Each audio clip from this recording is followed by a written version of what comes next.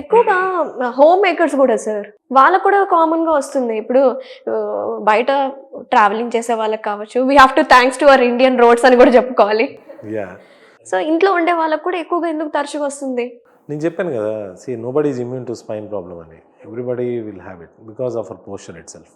Okay. ఇంట్లో అంటే home makers తోటి ఇష్యూ ఏంటంటే అండి, వాళ్ళు ఇంట్లో చేసే పనే వాళ్ళు ఎక్సర్సైజ్ అనుకుంటారు. అవును. కానీ అది ఎక్సర్సైజ్ కాదు, అది శ్రమ. మీరు దానివల్ల మీ వెన్నుపూసని ఇంకా మీ బాడీని ఇంకా ఎక్కువ శ్రమ చేస్తున్నారు అంతే. అందుకే నేను వాళ్ళకి చెప్తాను, మీకంటూ మీరు ఒక టైం తీసుకోండి, ఒక అరగంట తీసుకోండి, రోజు వాకింగ్ చేయండి, అయితే కొన్ని నడుముకు సంబంధించిన ఎక్సర్సైజ్ చేయండి, రెగ్యులర్ ఎక్సర్సైజ్ చేసుకోండి, at least 30 minutes to 40 minutes. That will keep them active. కానీ వాళ్ళు సార్ రోజంతా పని చేస్తాను, అదే మీరు ఎక్సర్సైజ్ చేసే కదా పని మాకు పని కాదు. అంటారు. దానివల్ల మీకేం ఉపయోగం రావట్లేదు, దానివల్ల మీకు వృధా శ్రమ అంతే. మీ హస్బెండ్కి మీ పిల్లలకి హ్యాపీ అవ్వం, కానీ మీకేం హ్యాపీ కాదు దానివల్ల. ఓకే. అంతే కదండి. దానివల్ల ఆవిడకేం లాభం, పాపం వాస్తవం చెప్పండి. లాభం అంటే లాభం అని కాదు, పాపం ఎక్కువ ఇబ్బంది పడుతున్నారు దాంతో.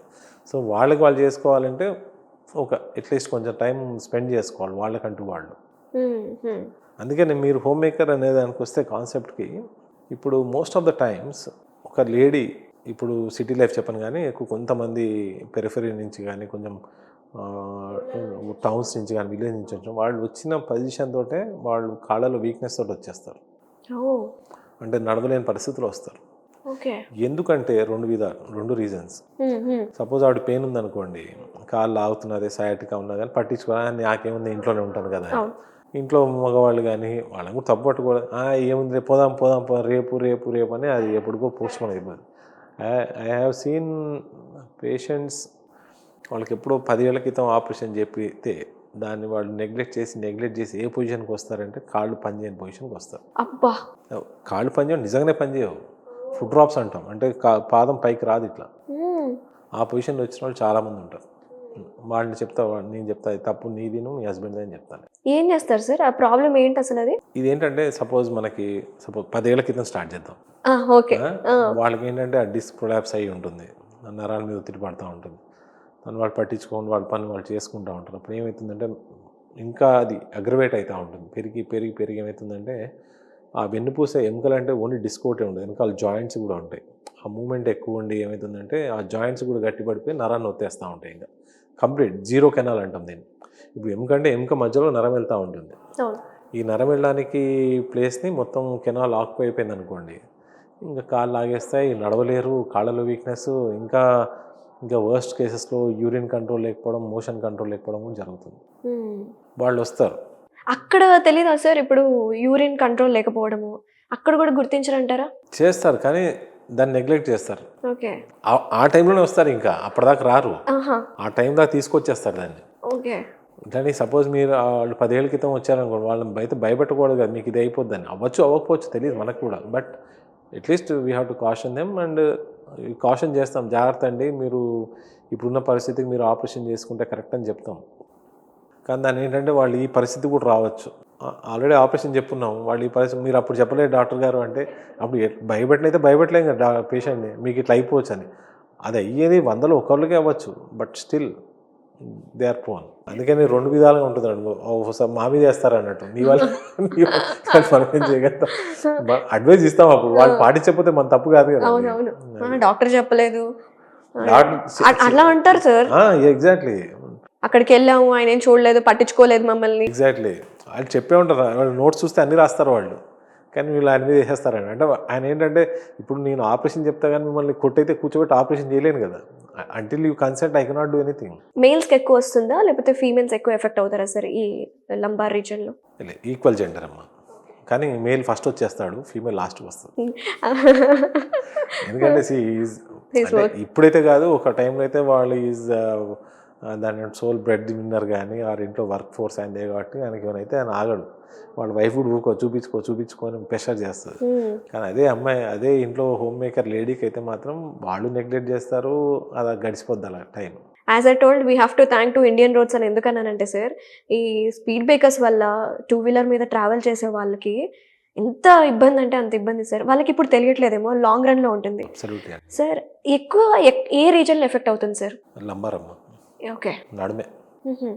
ఎందుకంటే మనం కూర్చొని మన లోడ్ అదే కదా పడేది.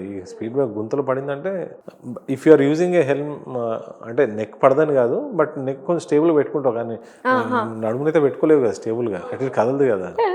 కానీ మోస్ట్ ఆఫ్ ద టైమ్స్ నడుమే ఎక్కువ భాగం ఎఫెక్ట్ అయ్యేది.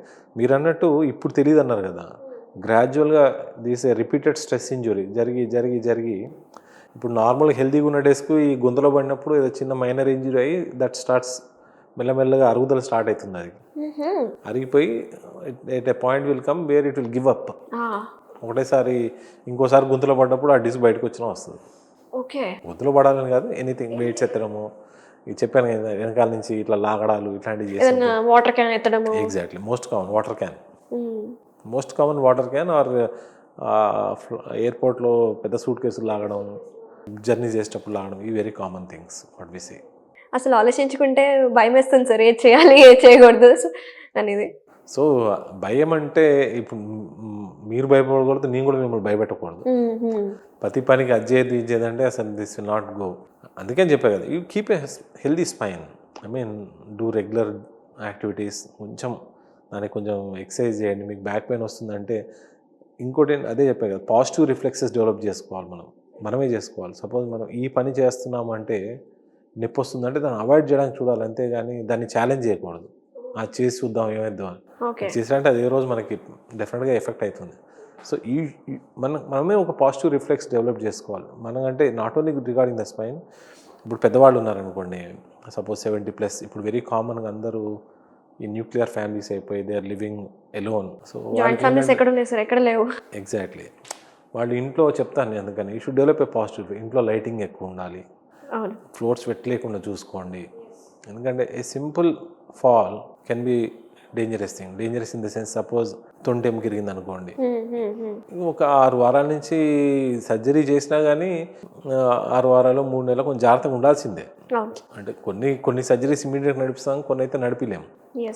కొన్నిట్లో ఈ రీప్లేస్మెంట్ చేసినప్పుడు ఇమీడియట్గా నడిపించేస్తాం, కానీ ఫిక్సేషన్స్ ఇట్లాంటి చేసినప్పుడు మాత్రం ఫుల్ వెయిట్ బేరింగ్ నడిపిలేం. అంటే ఒక 3 నెలలు వాళ్ళ లైఫ్లో ఆ 3 నెలలు కోల్పోయినట్టే, వాళ్ళు యాక్టివ్గా ఉండలేరు. సేమ్ థింగ్ ఇది స్పైన్కి కూడా అవ్వచ్చు. కింద పడ్డప్పుడు స్పైన్ ఇంజరీస్ అవుతాయి వెరీ కామన్గా.